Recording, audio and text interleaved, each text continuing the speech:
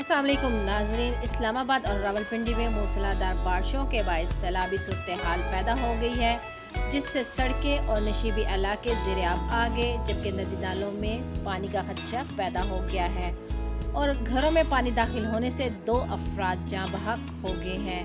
मूसलाधार बारिश से सबसे ज्यादा इस्लामाबाद का इलाका सेक्टर E11 मुतासिर हुआ, जहां पानी घरों में दाखिल हो गया, जबकि पानी के रेले में बहकर दर्जनों गाड़ियों को भी नुकसान पहुंचा। पुलिस हुक्काम के मुताबिक सेक्टर E11 हाउसिंग सोसाइटीज पर मुश्तमिल सेक्टर और यहाँ पुलिस फाउंडेशन के पैट्रन इन चीफ सेक्रेटरी दाखिला खुद हैं, जहाँ सोसाइटी इंतजामिया की नाकस कारकर्दगी के बायस सैलाबी सूरत हाल पैदा हुई है।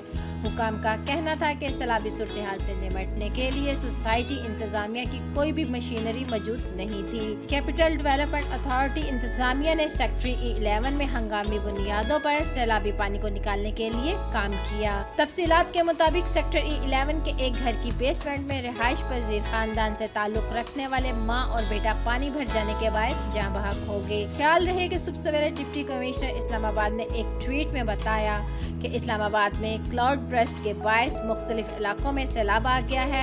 टीमें नालों सड़कों को साफ कर रही हैं। उम्मीद है कि हम 1 घंटे में सब कुछ क्लियर कर देंगे। वज़ीर आज़म इमरान खान ने अपने पैगाम में कहा है कि नेशनल डिजास्टर मैनेजमेंट अथॉरिटी समेत तमाम मुतल्लिका अदारों को फौरी और हंगामी रद्द-ए-अमल के साथ हाई अलर्ट रहने की हदायत की है। एक और ट्वीट में इमरान खान ने पैगाम दिया है कि शदीद मानसून बारिशों के बायस शहरियों को भी अलर्ट रहने और खुसूसी हिफाजती इक़दामात करने की हदायत की है।